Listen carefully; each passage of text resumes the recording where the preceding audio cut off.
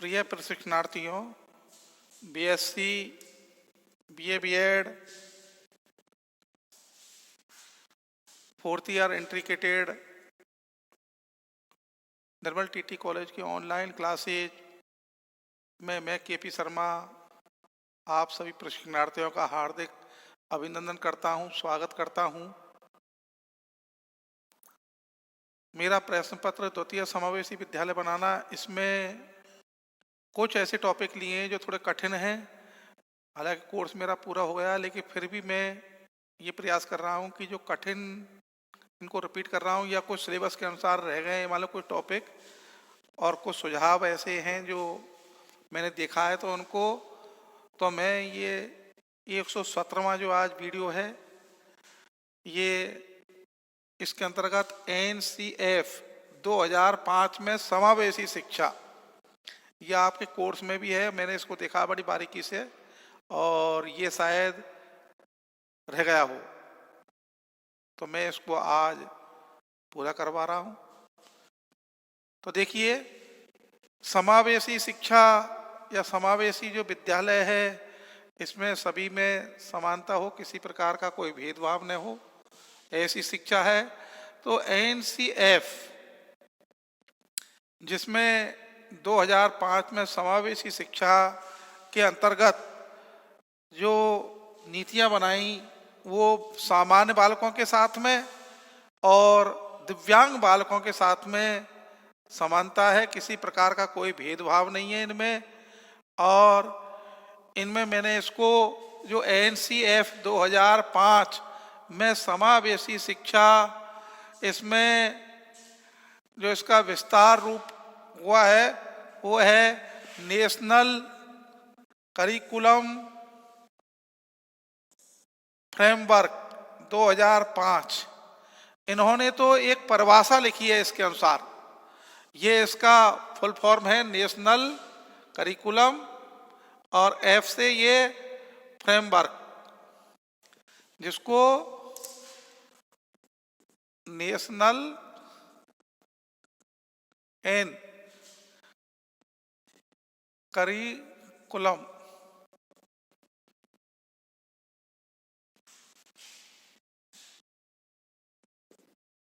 Frame work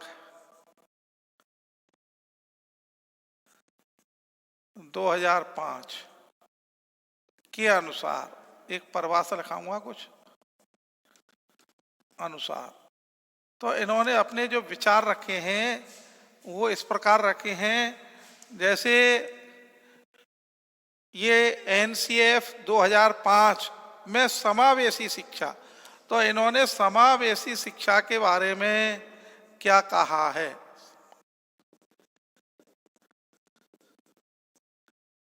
ये समावेशी, अच्छा, ये समावेशी जो विद्यालय है उन्हीं के अंतर्गत तो है यही है, लेकिन इनमें नेशनल करिकुलम फ्रेमवर्क 2005 के अनुसार, जो नेशनल करिकुलम फ्रेमवर्क 2005 के अनुसार अपने जो विचार रखे हैं वो इस प्रकार हैं।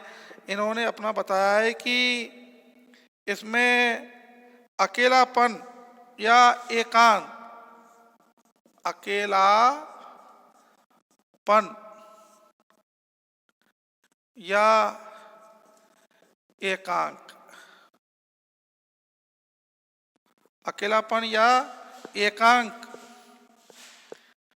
एकांत कर दो इसको, एकांत की जगह एकांत, एकांत, अकेलापन या एकांत, न कि निःशक्त, न कि निःशक्त अधिगम करता, निःशक्त अधिगम करता, निःशक्त अधिगम करता, जिसको लर्नर कहते हैं, LERNER, लर्नर। क्या कहा गया है इसको? लर्नर कहा गया है। ये अकेलापन या एकांत, नेकी निसक्त जन, निसक्त अधिगम करता। अब अधिगम करता लर्नर, और निसक्त का मतलब आप जानते ही हैं, निशक्त जो दिव्यांग है,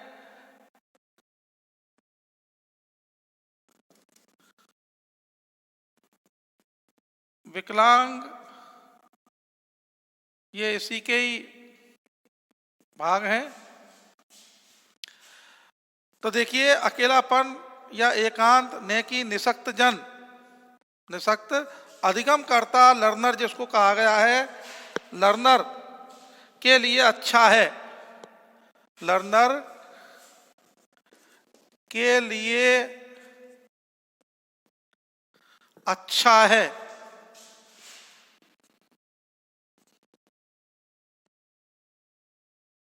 नेकी मतलब उनके लिए अच्छा है, नेकी नहीं, नेकी की जगह ने ही करो, इसको भाषा बन जाएगी, नहीं सामान्य, नहीं सामान्य अधिगम करता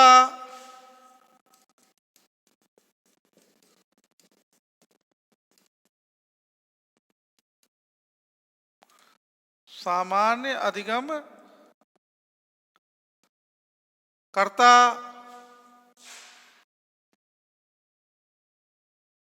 जो कि निसक्त नहीं है। सामान्य अधिगम करता कौन है? जो कि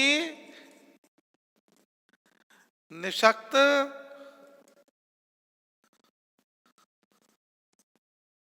नहीं है,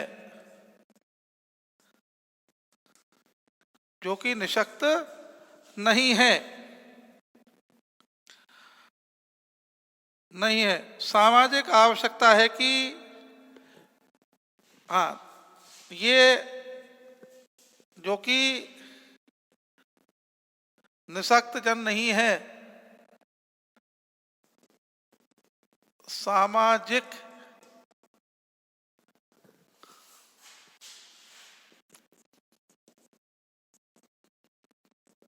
आवश्यकता है कि, सामाजिक आवश्यकता है कि विशेष आवश्यकता वाले, विशेष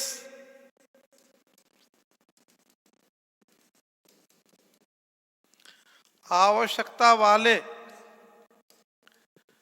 विशेष आवश्यकता वाले अधिगमकर्ता को समावेशी,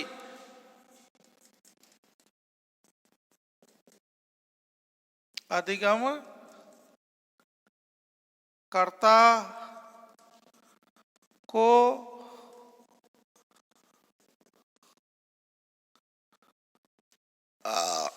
अधिगमकर्ता को समावेशी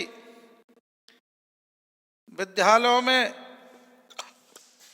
समावेशी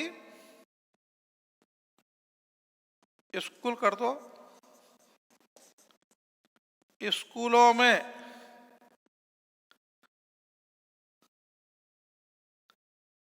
समावेशी स्कूलों में अन्य अधिगमकर्ताओं के साथ, अन्य अधिगम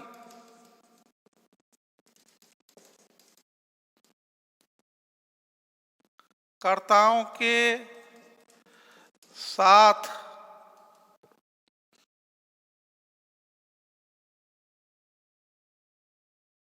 शिक्षित होना चाहिए, के साथ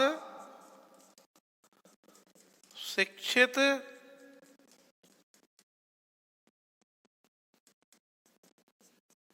होना चाहिए, शिक्षित होना चाहिए, ताकि मूल्यवान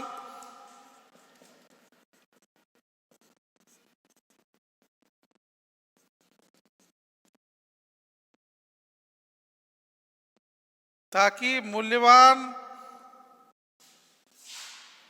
और प्रभावी और शैक्षणिक ताकि मूल्यवान प्रभावी शैक्षणिक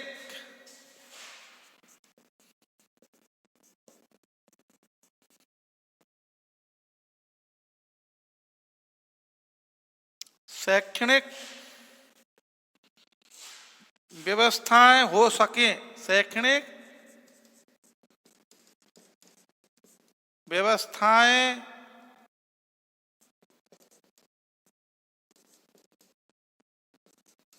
हो सकें।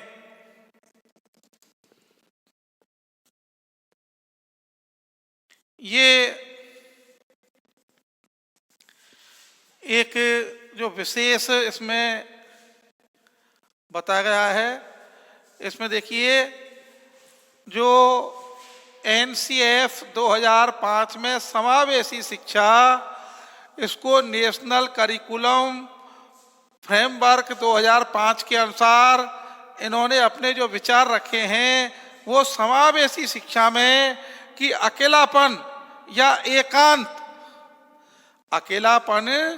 एकांत ने कि निशक्त जन, निशक्त का मतलब दिव्यांग या विकलांग, अधिगमकर्ता सीखने वाला जिसको लर्नर कहते हैं, सीखने वाला जिसको क्या कहते हैं साहब, लर्नर के लिए अच्छा है, नहीं ही सामान्य अधिगमकर्ता जो कि निशक्त नहीं है, सामान्य अधिगमकर्ता है केवल जो कि निशक्त नहीं है।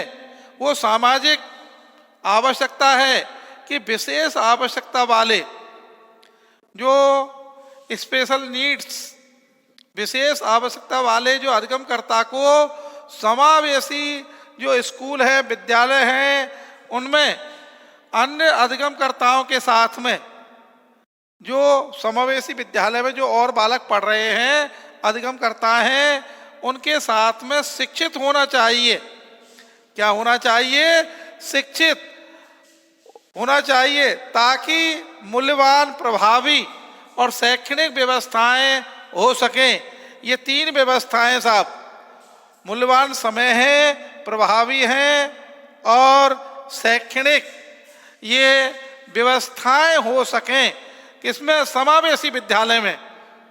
ये नेशनल करिकुलम फ्रेमवर्क 2005 के अनुसार ये बताया है। एनसीएफ 2005 में जो समावेशी शिक्षा है, इस समावेशी शिक्षा को सामान्य जो अधिगमकर्ता है, दिव्यांग जो अधिगमकर्ता है, उनको एक साथ में ही स्कूलों में शिक्षित होना चाहिए, अध्ययन करना चाहिए ताकि उनकी जो व्यवस्थाएं हैं वो व्यवस्थाएं शैक्षणिक स्तर पर मूल्यवान, प्रभावी हो सकें और उनको शिक्षित होने की बहुत ही जो विशेष आवश्यकता वाले जो बालक हैं, जो विशेष आवश्यकता वाले जो बालक बालिकाएं हैं, उनके लिए ये बहुत ही आवश्यक है। इसमें देखिए मैं आपको पुनः इसमें इंक्लूसिव एजुकेशन जिसको समावेशी शिक्षा कहा गया है, इंक्लूसिव स्कूल्स, ये 2005 के अनुसार जिसको एनसीएफ इन्होंने अपने जो विचार रखे हैं वो विचार इस प्रकार रखे हैं कि इसमें अकेलापन या अकेलापन, ऐसा नहीं दिव्यांग बालक अकेले ही पढ़ रहे हैं, बस अकेला ही है एकांत में, ऐसा नहीं है। निशक्त जो अधिगम करता है, निशक्त का मतलब यहाँ दिव्यांग, विकलांग, हैंडीक्राफ्ट जो अधिगम करता है, लर्नर है, सीखने वाला है, उसके लिए अच्छा है, उसके लिए है ये अच्छा। नेकी सामान्य अधिगम करता जो निशक्त नहीं है, सामान्य का मतलब क्या है? जो अधिगम करता दिव्यांग नहीं है, सामान्य है, उनके लिए अच्छा नहीं है जितना कि निशक्त जन के लिए अच्छा है। इसमें फिर सामाजिक आवश्यकता है कि, क्योंकि समाज की व्यवस्था, ये समाज में दिव्यांग भी रहते हैं, सामान्य भी रहते हैं, समाज में सभी प्रकार के बालक बालिका रहते हैं। और मैंने आपको शुरू बताया था कि विद्यालय समाज के लिए है और समाज विद्यालय के लिए है, एक दूसरे के पूरक हैं। अगर समाज न हो तो विद्यालय नहीं है, और विद्यालय है तो वहाँ का समाज की पहचान की जाती है विद्यालय के आधार पर कि विद्यालय कैसा है। जैसा विद्यालय होगा वैसा ही वहाँ का समाज होगा, और जैसा वहाँ का समाज है वैसा ही वहाँ का विद्यालय है। ये मैंने आपको शुरू में बताया, पुनः बता रहा हूं। देखिए, जैसे आपको तुलना करें ग्रामीण क्षेत्र के विद्यालय, वहां की व्यवस्थाएं ऐसी हैं, और एक शहरी क्षेत्र का विद्यालय, शहरी क्षेत्र का जो विद्यालय है, समाज है, वो विकसित है, और ग्रामीण क्षेत्र का जो समाज है, विद्यालय है, वो सुविधाओं के अभाव में, किसके अभाव में? सुविधाओं के अभाव में इतना प्रगतिशील नहीं है, विकसित नहीं है जितना कि शहरी क्षेत्र में। आपने देखा होगा ग्रामीण क्षेत्र से लोग शहरों की ओर बढ़ रहे हैं। आज शहरों की जनसंख्या दिनों दिन दूनी रात चौगुनी बढ़ती जा रही है, और गांव खाली के खाली होते चले जा रहे हैं, जबकि भारत को ग्रामीण गांवों का देश कहा गया है, जबकि भारत को गांवों का देश कहा गया है। फिर भी ग्रामीण, जो कारण क्या है वहाँ का? वहाँ व्यवस्थाएं नहीं है, सुविधाएं नहीं है, और वर्तमान में तो बरसात भी नहीं होती है, तो कृषि, गांवों का जो मुख्य आधार है वो कृषि है, पशुपालन है, और बगैर बरसात के और उसके तो इनका अभाव है, कभी सूखा पड़ जाता है, कभी बाढ़ आ जाती है, कभी व्यवस्थाएं खराब हो जाती। इसलिए लोग शहरों की ओर पलायन कर रहे हैं, और शहरों में जो समाज है वो विकसित समाज है, और वहां के जो विद्यालय होंगे वो भी विकसित होंगे, क्योंकि व्यवस्थाओं के अनुसार। शहरों में पढ़े लिखे अधिक मिलते हैं, गांवों में कम मिलते हैं, क्योंकि वहां का वातावरण ऐसा है। इसलिए जो सामाजिक व्यवस्थाएं हैं उनके आधार पर मैं बता रहा हूं कि समाज में आवश्यकता है कि जो विशेष आवश्यकता वाले जो अधिगम करता है, विशेष आवश्यकता वाले जो अधिगम करता है, उनके लिए बहुत ही आवश्यक है क्या? कि उनके लिए यह आवश्यक है कि समावेशी जो विद्यालय हैं, स्कूल हैं, उनमें अन्य जो अधिगम करता है उनके साथ में उनको शिक्षित होना चाहिए, ताकि मूल्यवान, प्रभावी और शैक्षणिक जो व्यवस्थाएं हैं वो पर्याप्त और समय पर उपलब्ध की जा सकें। इसलिए उनको क्या होना चाहिए? व्यवस्थित होना चाहिए। उनके लिए समावेशी जो विद्यालय हैं उनके अंदर अधिगमकर्ताओं को अधिक से अधिक लाभ लेना चाहिए, जुड़ना चाहिए। प्रिय प्रशिक्षणार्थियों, देखिए, मैं आपको पुनः इसकी ओर ले चलता हूं कि एनसीएफ 2005 में जो समावेशी शिक्षा है वो समावेशी विद्यालयों में, जिसमें नेशनल करिकुलम फ्रेमवर्क 2005 के अनुसार इन्होंने नेशनल करिकुलम फ्रेमवर्क 2005 के अनुसार इन्होंने समावेशी शिक्षा के बारे में अपने विचार रखे हैं। ये 2005 में रखे हैं सब, कि अकेलापन या एकांत, न कि निशक्त जन या निशक्त जिसको दिव्यांग या विकलांग कहते हैं, अधिगमकर्ताओं जिसको लर्नर कहते हैं, उनके लिए अच्छा है, न ही सामान्य अधिगमकर्ताओं के लिए, जो जनरल लर्नर है उनके लिए नहीं, जो कि निशक्त नहीं है। सामान्य अधिगमकर्ता किसको कहते हैं? जो कि निशक्त नहीं है, फिट। और सामाजिक जो आवश्यकताएं हैं वो विशेष आवश्यकता वाले, विशेष आवश्यकता वाले। अब विशेष आवश्यकता वाले कौन है साहब? दिव्यांग, विकलांग, मंदबुद्धि, हैंडीक्राफ्ट, और जो विशेष आवश्यकता वाले जो अधिगमकर्ता हैं उनको समावेशी स्कूलों में, समावेशी विद्यालयों में अन्य अधिगमकर्ताओं के साथ में, अन्य जो अधिगमकर्ता हैं उनके साथ में उनको शिक्षित होना चाहिए, उनको अध्ययन करना चाहिए, उनको पढ़ना चाहिए, जिससे कि ताकि मूल्यवान, प्रभावी और शैक्षणिक जो व्यवस्थाएं हैं वो उचित समय पर पूरी हो सकें, उपलब्ध हो सकें। इसलिए इस पर विशेष जोर दिया गया है। इसमें जो बालक हैं सभी प्रकार के बालक विद्यालय में पढ़ते हैं, एक प्रकार के विद्यालय में बालक नहीं पढ़ते हैं, क्योंकि सामाजिक व्यवस्थाएं ऐसी हैं।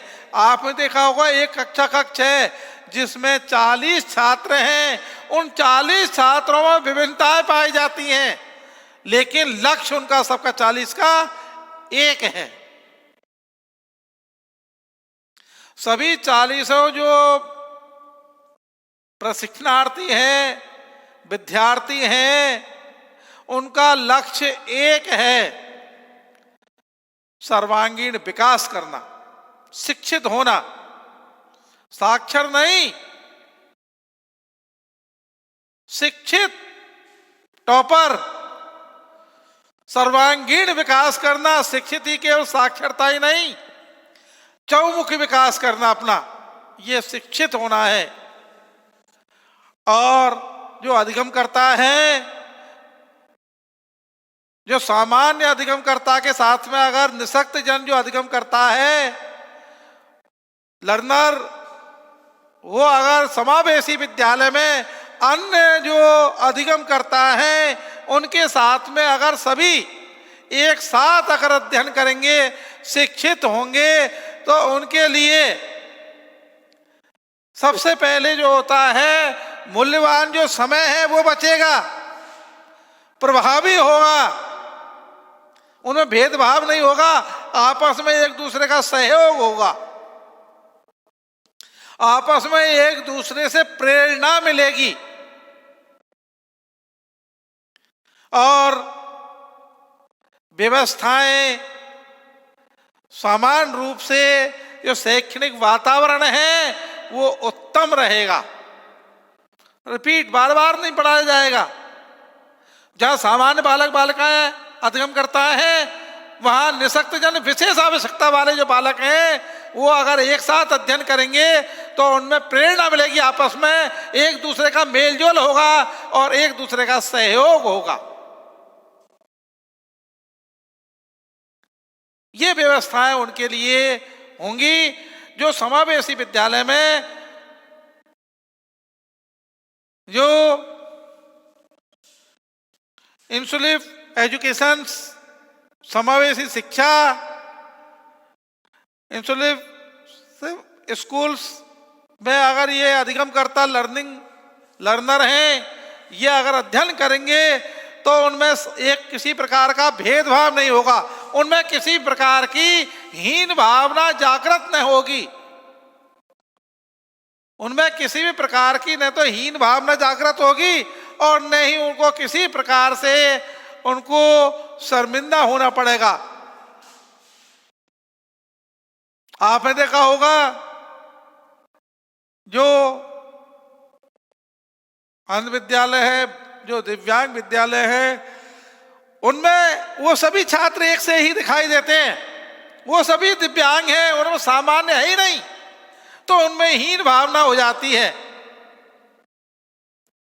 कि काश भगवान हमारे साथ में कैसा भेदभाव किया है, हम भी अगर सामान्य बालकों की तरह होते तो आज हमें इस प्रकार से ये नहीं झेलना पड़ता, हमारा जीवन किस प्रकार से निकलेगा। ऐसी भावनाएं उनमें जागृत हो जाती है, निराशा आ जाती है उनमें।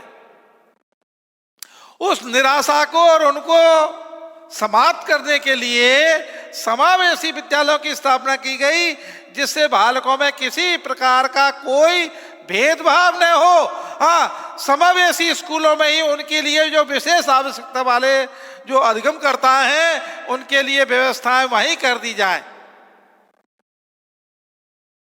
उनके लिए आगे बैठाया जाए कक्षा कक्ष में, उनके लिए स्पेशल टीचर्स, अनुभवी शिक्षित, अनुभवी जो शिक्षक हैं उनके लिए उनको अध्ययन करवाया जाए, जो कि जी जान से और बड़े ही तन्मयता से,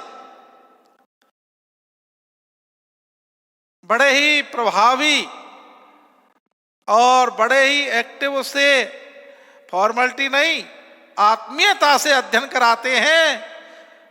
उन शिक्षकों के लिए वहां पर ऐसे विद्यालय में अध्ययन के लिए भेजा जाए। तो मेरा कहना यही है कि किसी प्रकार का भेदभाव न हो, किसी प्रकार की बालकों में अधिगमकर्ताओं में हीन भावना न हो, और सभी बालक बड़े आनंद पूर्वक, एक कक्षा में अगर 40 विद्यार्थी हैं तो 40 विद्यार्थियों में मैत्रीय भाव होना चाहिए, द्वेषता नहीं होनी चाहिए, हीन भावना नहीं होनी चाहिए, मन मुटाव नहीं होना चाहिए, क्योंकि सभी का लक्ष्य एक है। जैसे आप हैं बीएससी और बीए बीएड वाले, बीएड का लक्ष्य है आपका साहब, अध्यापक बनने के लिए आप ये प्रशिक्षण प्राप्त कर रहे हैं। शिक्षण तो आप कर लिया सीनियर तक, और बीएससी बीए बीएड इंटीग्रेटेड, इसमें दोनों काम चल रहे हैं, शिक्षण भी चल रहा है और प्रशिक्षण भी चल रहा है, 2 in 1। इसमें लाभ ही अलग है। बीएड वाले तो पहले शिक्षण करके नहीं आते हैं, पहले ग्रेजुएशन प्राप्त करते हैं, पीजी करते हैं, उसके बाद में वो बीएड में आते हैं। आप लोग तो सीनियर के बाद में ही 2 in 1, आपकी ग्रेजुएशन भी हो रहा है और आपका बीएड भी हो रही है, प्रशिक्षण भी हो रहा है अध्यापक का, दोनों कार्य हो रहे हैं आपके। तो आपके तो 1 वर्ष 4 साल में आप ग्रेजुएट और बीएड करके निकलते हैं, वो 3 साल में उनको ग्रेजुएशन में लग जाते हैं, 2 साल बीएड, 5 साल, 1 साल की बचत आपके लिए, सौभाग्यशाली हैं आप। और बीए बीएड इंटीग्रेटेड में तो इसमें मैं आपको यही बता रहा हूं कि हर कोई ये चाहता है कि बचत हो, अनुभव हो और लाभ मिले अधिक से अधिक। तो मैं समावेशी विद्यालय में बता रहा हूं कि समावेशी विद्यालय में किसी प्रकार की कोई हीन भावना नहीं होनी चाहिए, सबको एक साथ शिक्षित होना चाहिए। जरूरी थोड़ी है कि जो हैंडीक्राफ्ट है उसका दोस्त हैंडीक्राफ्ट ही होगा, सामान्य भी हो सकता है, सामान्य जो दोस्त है उसका दोस्त हैंडीक्राफ्ट भी हो सकता है। समाज में सभी रहते हैं, ये नहीं सामान्य नागरिक रहते हैं, सामान्य बालक रहते हैं, विशेष आवश्यकता वाले भी समाज में ही रहते हैं, उनके लिए भी समाज की आवश्यकता है। इसलिए जो अब इसका मैं आपको सार बता रहा हूं कि एनसीएफ 2005 में जो समावेशी शिक्षा है उसको नेशनल करिकुलम फ्रेमवर्क 2005 के अनुसार समावेशी शिक्षा, जिसमें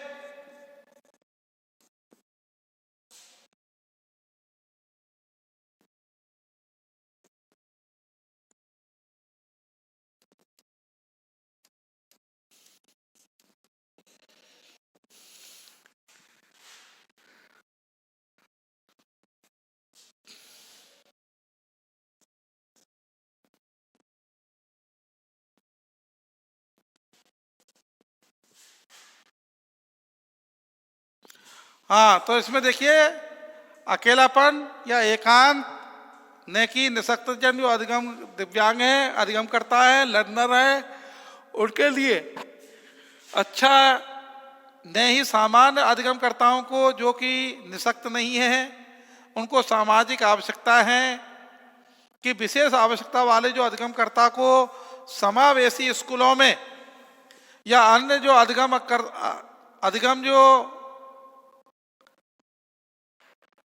अधिगमकर्ता हैं, अधिगमकर्ताओं के साथ में शिक्षित होना चाहिए, ताकि मूल्यवान जो प्रभावी शैक्षणिक व्यवस्थाएं हो सकें, ऐसी व्यवस्थाएं हो सकें, ऐसा उनके लिए होना चाहिए। तो ये नेशनल करिकुलम फ्रेमवर्क 2005 के अनुसार मैंने इस विचारों के साथ में आपको अवगत करवाया है।